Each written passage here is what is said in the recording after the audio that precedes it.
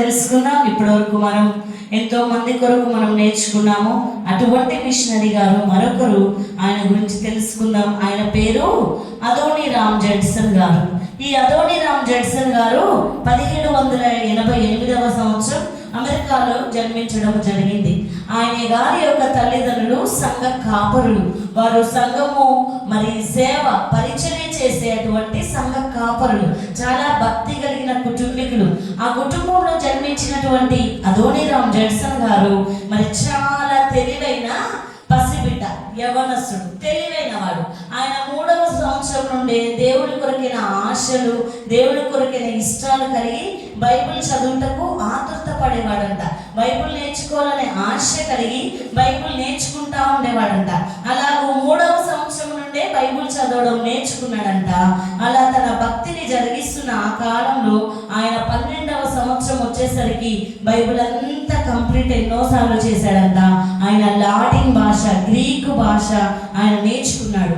ఆయన ఇలాగ నేర్చుకొని తన యవన జీవితం జరుగుతున్న కాలంలో 19వ సంవత్సరంలో ఆయన ఒక స్కూల్ని కూడా నిర్మించాడంట. అంటే ఈ అదోనీరామ్ జడ్సన్ గారు అంత తెలివైన వాడు. 19 సంవత్సరాల వయసులో వారి ఊరిలో ఒక స్కూల్ని కూడా నిర్మించాడంట. ఆ స్కూల్ నిర్మించడమే కాకుండా ఆ స్కూల్లో క్లాస్ పిల్లలకి ఒక 2 బుక్స్ కూడా ఆయన రాశాడంట. అంత తెలివైన ఈ అదోనీరామ్ జడ్సన్ గారు 19 సంవత్సరాలు అయిన తర్వాత ఉన్నత చదువుల కొరకైనా బయటికి వెళ్ళడం, ఆయన కళాశాలకు వెళ్ళడం జరుగుతుంది. ఆయన అలా వెళ్ళినప్పుడు ఆ ప్రాంతంలో, ఆ కాలేజీలో ఒక స్నేహితుడు పరిచయం కావడం జరుగుతుంది. ఆ స్నేహితునితో కొంతకాలం గడిపిన తర్వాత ఆ స్నేహితుని యొక్క అలవాట్లు ఈ అదోనీరామ్ జడ్సన్ గారికి అలవాటు పడడం. ఈ అలవాటు ఏమిటంటే ప్రభువు నుండే తప్పించడం జరిగింది. అవతల స్నేహితుడు దేవుని నమ్మని వాడు. ఆ దేవుని నమ్మని వాడు ఈయనకి స్నేహితుడైన వెంటనే కొన్ని రోజుల వీరి సహవాసంలో ఈ అదోనీరామ్ జడ్సన్ గారు భక్తి నుండి తప్పిపోవడం జరుగుతుంది. భక్తి నుండి తప్పిపోయిన వాడై తన ఇంటికి వచ్చి తల్లిదండ్రులతో వాదన వేసుకొని, గొడవ పెట్టుకొని, నేను స్వేచ్ఛగా బ్రతుకుతా, నేను మీతో ఉండను, నన్ను కట్టుబాట్లలో నన్ను ఉంచకండి, నేను స్వేచ్ఛాజీవిని, నేను విహరించాలి, నేను బయట ప్రాంతంలోకి వెళ్ళాలి అని తల్లిదండ్రులతో ఎదురు తిరిగిన వాడై ఆయన ఇంటి నుండి వెళ్ళిపోవడం జరిగింది. ఆ వెళ్ళిపోవడం జరిగిన కొన్ని రోజులకి, కొన్ని సంవత్సరములకు ఆయన వెళ్ళి వేరు ప్రాంతాలలో తిరగడం, అక్కడ జనములను చూడడం, పరిస్థితులను చూడడం, ఆ ప్రజల విధి విధానాలు చూడడం, ఇవన్నీ ఆయన నేర్చుకుంటా ఉన్నాడు, చూస్తూ ఉన్నాడు, పరీక్షిస్తున్నాడు. అయితే కొన్ని సంవత్సరములు అయిన తర్వాత ఆయనకు ఒక ఆలోచన వచ్చింది. అది ఎక్కడ సత్యముగా ప్రజలు లేరని ఆయన గ్రహించాడు. అప్పటి వరకు ప్రభుతో ఉన్నవాడు కదా, తెలివి కలిగిన వాడు కదా. ఎప్పుడైతే ఇంటి నుండి వెళ్ళిపోయాడో, దేవుని నుండి తప్పిపోయాడో, ఆ బయట పరిస్థితి, వాతావరణం అంతా చూశాడో, ఆ బయట ఎక్కడ కూడా మంచి లేదని ఈ అదోనీరామ్ జడ్సన్ గారికి అర్థమవుతుంది. ఇలా అర్థమవుతున్న ఆ కాలంలో నేను బయటికి రావడం తప్పైంది, చెడు అయింది, ఇది క్షేమము కాదు అని తలంచి ఇంకా ఆ బయట నుండి తప్పిపోయిన కుమారుడికి ఇంకా తండ్రి యొద్దకు మరలా రావాలని ఆశపడినట్లుగా తను కూడా మనసులో ఆశపడి తన తండ్రి ఇంటికి చేరుటకు ప్రయాణం చేస్తా ఉన్నాడు. ఈ ప్రయాణం చేస్తున్న ఆ కాలంలో ఒక సత్రములో ఆయన నివాసము చేయడం జరిగింది. ఒక రాత్రికాల సమయంలో ఆ సత్రములోనికి ఆయన వెళితే ఆ సత్రములో యొక్క యజమాని చెప్పాడంట, ఇక్కడ స్థలము లేదయ్యా, ఒకటే ఒక చిన్న గది ఉంది, కానీ ఆ గది పక్కన ఒక వ్యక్తి ఉన్నాడు, ఆయన చాలా డిస్టర్బ్ చేస్తున్నాడు, ఆయనకి హెల్త్ బాలేక అరుస్తూ ఉంటాడు, కేకలు పెడతా ఉంటాడు, నీవు ఉండగలుగుతావా అంటే, అయ్యా నేను ఆ సత్రం, ఆ చిన్న స్థలంలో ఉంటా అని ఈ అదోనీరామ్ జడ్సన్ గారు ఆ రాత్రి అక్కడ బస చేయడం జరిగింది. ఎప్పుడైతే ఆ రూములోనికి వెళ్ళి ఆయన బస చేయడం ప్రారంభించాడో, ఆయన కొంచెం కుదుట పడిన వెంటనే ఆయనకి విపరీతమైన కేకల శబ్దము వినబడుతుందంట, అరుపుల శబ్దం వినబడుతుందంట, ఏడుపు శబ్దం వినబడుతుందంట. అయ్యో దేవా, నన్ను క్షమించు, నా పాపాలు కడుగు, నన్ను పరిశుద్ధపరచు, నన్ను బాగు చేయి, ఈ పరిస్థితి నుండి నన్ను తప్పించు అని ఒక వ్యక్తి భయంకరంగా కేకలు పెడుతున్నాడంట. ఆ కేకలకి తట్టుకోలేక అదోనీరామ్ జడ్సన్ గారు చెవులు మూసుకొనుచున్నాడంట, ఏదేదో చేస్తున్నాడంట, కానీ ఆ స్వరము మాత్రం వినబడుట ఆగట్లేదంట. ఆ ప్రక్క గదిలో ఉన్న వ్యక్తి ఆ మరణ కేకలు, ఆ పశ్చాత్తాపపు కేకలు, ఆ వేదనతో కూడిన కేకలు కేకలు, భయముతో కూడిన కేకలు ఈ అదోనీరాము గారి యొక్క గుండెను ఛిద్రము చేస్తున్నాయంట. మనస్సును కుదుటపరుస్తలేవంట, కనులకు నిద్ర రావట్లేదంట, భయము ఆవరించిందంట, బాధ కలుగుతుందంట, వేదన కలుగుతుందంట. ఆ రాత్రంతా భరించడం చేశాడంట. భరించి ఉదయకాల సమయంలో లేచి ఫ్రెష్ అయ్యి బయటకు వచ్చేసరికి ఆ శబ్దాలన్నీ ఆగిపోయాయంట. ఆగిపోయినప్పుడు ఆయన సత్రం యజమాని దగ్గరికి వచ్చి నేను వెళ్తున్నానయ్యా అని చెప్పి ఒక డౌట్, ఒక ప్రశ్న అడిగాడంట. అయ్యా, పక్కన రాత్రంతా వినిపించినాయి కదా శబ్దాలు, మరి ఆ శబ్దాలు ఆగిపోయాయి ఏంటయ్యా అని అడిగాడంట. అప్పుడు ఆ సత్ర యజమాని చెప్పాడంట, అయ్యా ఆయన ఉదయకాల సమయంలోనే చచ్చిపోయాడయ్యా, ఆయన మరణించాడయ్యా అని చెప్పడం జరిగిందంట. ఎప్పుడైతే అదోనీరామ్ జడ్సన్ గారికి ఆయన చచ్చిపోయాడని చెప్పగానే చాలా బాధ కలిగిందని అంట. అయ్యా ఆయనకి కుమారులు లేరయ్యా, పిల్లలు లేరయ్యా, బంధువులు లేరయ్యా అని అడిగితే ఈ సత్ర యజమాని చెప్పాడంట, ఆయన ముసలివాడు కాదయ్యా, ఆయన ముసలివాడు కాదు, పేదవాడు కాదు, చదువు లేనివాడు కాదయ్యా, ఆయన ఒక యవ్వనస్తుడయ్యా, నీ అంత వయసు కలిగిన వాడయ్యా, ఆయన పేరు జాన్ అరమ్సన్ అయ్యా అని చెప్పాడంట. ఎప్పుడైతే ఆ పేరు చెప్పడము జరిగిందో అదోనీరామ్ గారి మరి కళ్ళు చీకటి కమ్మినాయంట. ఆయన కింద భూమి ఆయనకి తిరిగిపోయిందంట. ఆయన కళ్ళు తిరిగి పడిపోయాడంట. ఆయన ఎప్పుడైతే కళ్ళు తిరిగి పడిపోయాడో ఈ సత్ర యజమాని గబగబా ఆయనని లేపడం, కూర్చోబెట్టడం, కుదుటపరచడం జరిగిన తర్వాత ఎందుకయ్యా ఇలా అయిపోయింది అని అంటే అదోనీరామ్ జడ్సన్ గారు అప్పుడు ఏడుస్తున్నాడంట. రాత్రి పెట్టిన ఆ కేకల కంటే మించిన కేకలతోటి ఆయన గుండె బద్దలై ఏడుస్తున్నాడంట. ఎందుకు అనంటే ప్రభు నుండి అదోనీరామ్ గారు తప్పిపోవడానికి కారణము ఈ జాన్ అరమ్సన్ గారే. ఈయన యూనివర్సిటీలో ఫ్రెండ్ అయ్యి దేవుడి నుంచి తప్పిపోవటకు ఆయనే కారణమయ్యాడు. అటువంటి ఆ స్నేహితుడు ఆ రాత్రి కేకలు పెడుతున్నాడు, ప్రభువా క్షమించమంటున్నాడు, నీవే దేవుడు అయ్యా, నిజ దేవుడవు నీవు, నాకు పశ్చాత్తాపం ఇవ్వు ప్రభువా, నాకు నీ రాజ్యంలో స్థానం ఇయ్యయ్యా అని గుండెను పగిలి ఏడుస్తున్న ఆ మాటలన్నిటిని విన్నా ఈ అదోనీరామ్ గారికి అర్థమైంది, నిజమైన దేవుని ఈయన నమ్ముకున్నాడు, ఈయనను బట్టే నేను త్రోవ తప్పిపోయా అని భయముతో, భక్తితో, పశ్చాత్తాపముతో, వేదనతో స్నేహితుడు చచ్చిపోయాడన్న అన్ని కారణాల చేత ఒక 2-3 గంటలు ఆయన అక్కడ ఏడవడం జరిగిందంట. అంతసేపు ఏడ్చి బుద్ధి తెచ్చుకున్నాడంట. తప్పిపోయిన కుమారుని వలె మరలా తన తల్లిదండ్రుల యొద్దకు చేరాడంట. తల్లిదండ్రుల యొద్దకు చేరిన తర్వాత ఆయన మరలా కుదుటపడి ప్రభు దగ్గర నుంచి పశ్చాత్తాపం పొంది మరలా కృప పొందిన వాడి సేవకు సమర్పించుకోవడం జరిగింది. అలాగూ ఆ సేవ పరిచర్యలో సాగుతున్న ఆ తరుణంలోనే అక్కడ చక్కటి పరిచర్య అమెరికా దేశంలో చేస్తున్న తరువాత దేవుడు ఆయన గుండెకు ఒక భారం ఇచ్చాడంట. ఆయన ఇండియాకి రావాలి, ఇండియాలో పరిచర్య చేయాలనే భారము ఆయనకి కలిగినదంట. కలిగిన వెంటనే ఆయన వివాహం చేసుకున్నాడు. ఆనమ్మ గారిని వివాహం చేసుకొని పెళ్ళైన 14 రోజులకే ఆయన సేవకు తన అందమైన భార్యను వెంటబెట్టుకొని 14వ రోజు ఆయన ప్రయాణం చేయడం జరిగింది. ఎక్కడో అమెరికాలో వారి ప్రయాణం మొదలు పెడితే ఓడలో వారి ప్రయాణం మొదలైంది. ఆ ఓడ నుండి ఈ ఇండియాకి రావడానికి, కలకత్తాకి రావడానికి వారికి కొన్ని నెలలు పట్టిందంట. ఫ్లైట్లోనే 10,000-14,000 కిలోమీటర్లు ఉన్నాయి ఈ అమెరికా నుండి ఇండియా. మరి వారు ఓడలో ప్రయాణం చేయాలంటే ఎన్ని కష్టాలు పడుతారు. పెళ్ళైన 14వ రోజే ఆ అందమైన భార్యను, ఆ యవనస్తులైన భార్యను వెంటబెట్టుకొని వారి తల్లిదండ్రులను ఒప్పించి, వీరి తల్లిదండ్రులను ఒప్పించి వారు సేవకి రావడం జరిగింది. ఆ ప్రయాణంలోనే ఆమె గర్భవతి ఒక బిడ్డను జన్మించడం జరిగింది. అయితే ఆ బిడ్డకి సరైన మరి ట్రీట్మెంట్, వైద్యం అందక ఆ బిడ్డ మరణిస్తే ఆ బిడ్డను పాతి పెట్టడానికి వేరే స్థలం లేక ఆ సముద్రంలోనే ఆ బిడ్డని పడేశారు. వారు పడేసినా కూడా, ఆ బిడ్డ చచ్చిపోయినా కూడా వారు వేదన పడలే. మరలా వారి ప్రయాణం కొనసాగింది. వారు అలాగూ కలకత్తా దేశంలోకి రావడం, ఆ కలకత్తా ప్రాంతంలోకి రావడం, అక్కడి నుండి కొన్ని దినములు వారు అక్కడ నివాసం చేసిన తర్వాత ప్రభు వారికి ఒక భారమును అనుగ్రహించిన వెంటనే వారు బర్మా దేశంకు పరిచర్యకు వెళ్ళడం జరిగింది. హల్లెలూయా. ఇప్పటి వరకు జరిగిన వీరి జీవితము ఒకటైతే ఈ బర్మా ప్రాంతంలోనికి వీరు ప్రవేశము ఒకటైంది. ఆ బర్మా ప్రాంతము, ఆ బర్మా ప్రజలు, ఆ బర్మా దేశము, ఆ బర్మాలో ఉన్న ఆ రాజు విధానము చాలా క్రూరత్వము కలిగింది. అక్కడి ప్రజలందరూ బౌద్ధ మతం ఉండేవారు. అక్కడి రాజు చాలా క్రూరుడు. ప్రతి గృహంలో, ప్రతి ఇంటిలో ఉన్న ప్రతి ఒక్క మెంబర్స్ యొక్క లెక్క ఆ రాజుగారి దగ్గర ఉండేదంట. వారు ఏమి చేయాలి, ఎలా నడవాలి, ఏమి తినాలి అనే పద్ధతులన్నీ రాజు ప్రవేశపెడితేనే ఆ ప్రాంతంలో ఉన్న ప్రజలు చేయాలంట.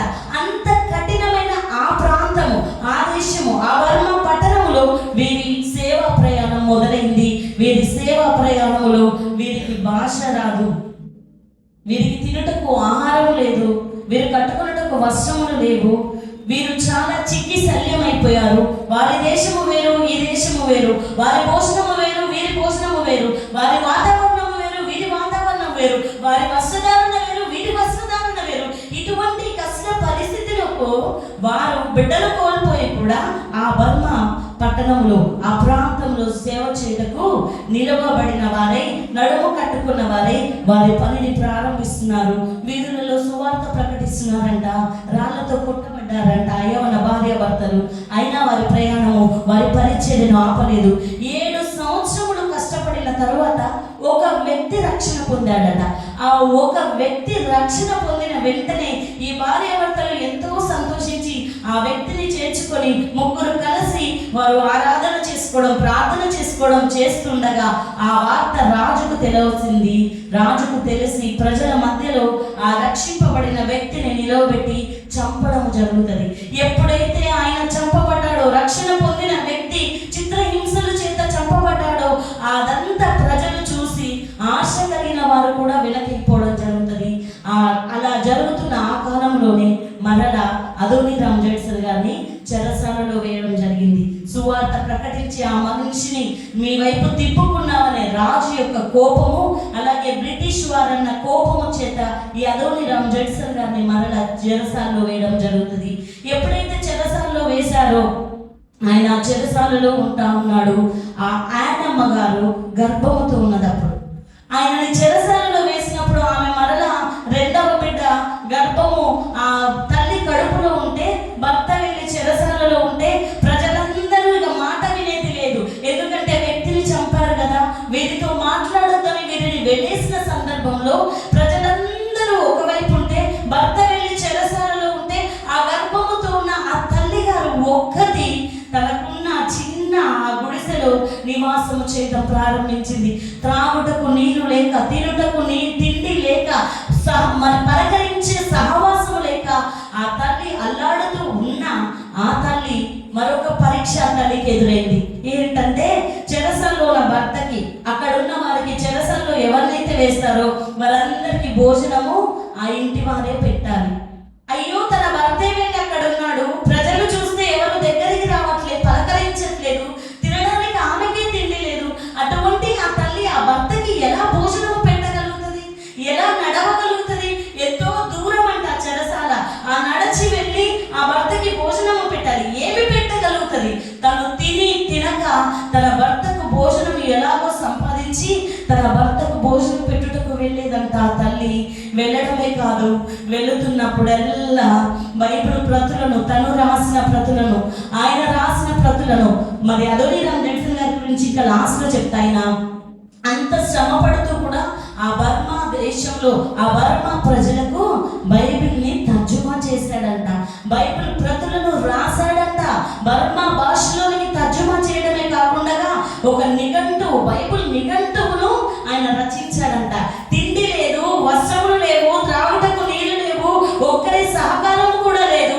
ఎక్కడో దేశం నుండి వచ్చిన వీరు ఇంత కష్టపడవలసిన అవసరం ఏంటి? ఆ బర్మా పట్టణంలో ఉన్న ప్రజల కొరకు వీరు బైబిల్ని రాశారట. ఆయన తర్జుమా చేశాడంటే అదొకటి. ఈ యానమ్మ గారు కూడా తర్జుమా చేసింది. ఆమె మత్తయి సువార్తను తర్జుమా చేసింది. మరి ఆమె యోనా గ్రంథంలో తర్జుమా చేసింది బర్మా దేశంలోనికి. ఇంకా మత్తయి సువార్తను ఆమె తాయిలోని కూడా ఆమె తర్జుమా చేయడం జరిగింది. అంటే వీరికున్న ఆలోచన, వీరికున్న ఆశ ఏంటంటే వాళ్ళు తినేది కాదు, వాళ్ళు తాగేది కాదు, కడుపులో ఉన్న బిడ్డ కొరకు కాదు, అక్కడున్న ప్రజలకు సువార్త ప్రకటించాలన్న పిచ్చి తప్పితే వారికి వేరొకటి లేదు. నిజంగా పిచ్చుడికి ఏం తెలియదు కదా, వీరు పిచ్చివారు కదా దేవుని కొరకు.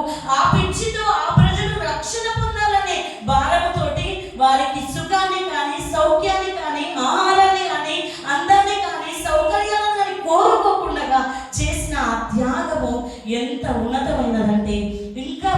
రక్షణ పొందట్లేరు. రక్షింపబడిన ఒక వ్యక్తి చంపబడ్డాడు. భర్త వెళ్ళి చెరసాలలో ఉన్నాడు. ప్రతిరోజు ఆ భర్తకి ఈమె భోజనము పెడుతుంది. ఈమె భోజనము పెట్టుటకు పడవలసిన ప్రయాసంతా పడుతుంది. దేవుడు ఏ సహాయం చేశాడో, ఆమె ఏ పని చేసుకుందో, ఏ ఊరు వెళ్ళి ఏ పని చేసిందో, ఎలా చేసిందో, కానీ భర్తకు భోజనము సంపాదించి తీసుకొని వెళ్ళడము జరిగింది. ఇలాగూ ఆయన 21 నెలలు ఆయన చెరసాలలో ఉండడం జరుగుతుంది. 21 నెలల తర్వాత ఆయన విడుదల పొందడం జరిగింది. ఎప్పుడైతే ఆయన విడుదల పొందాడో ఆ చిన్న బిడ్డతోటి ఆ తల్లి ప్రసవించిన 1.5 ఇయర్ ఆ బిడ్డతోని ఆయనమ్మ గారు చాలా కృషించిపోయి, ఆమె భర్త ఎప్పుడైతే విడుదల పొందాడో చెరసాల నుండి కొన్ని రోజులైన తర్వాత ఆయనమ్మ గారు మరణించడం జరిగింది. ఆమె శరీరంలో అంత రక్తపు చుక్క లేదంట.